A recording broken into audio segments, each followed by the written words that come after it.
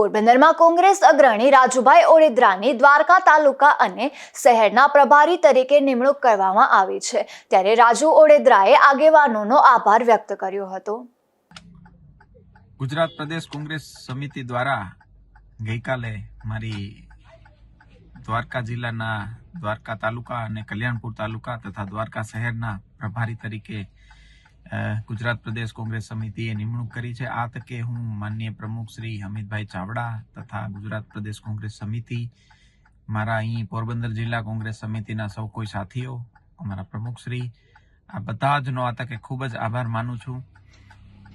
આવનાર સમયમાં દ્વારકામાં પ્રભારી તરીકે જવાનું હોય ત્યારે હું ત્યાં પણ કોઈ નેતા તરીકે કે પ્રભારી તરીકે નહીં, પણ એક સારા અને સનિષ્ઠ કાર્યકર તરીકે જાઉં છું।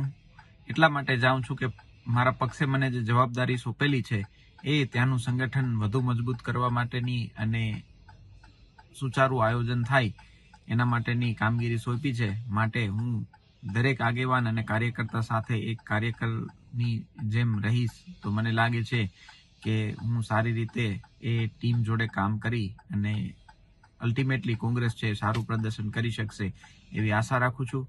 ફરી એ મારા રાજકીય ઉત્કર્ષમાં અને મારા રાજકીય પ્રગતિમાં જે લોકોએ મને સાથ સહકાર આપ્યો છે એ તમામનો ખૂબ જ આભાર। Thank you.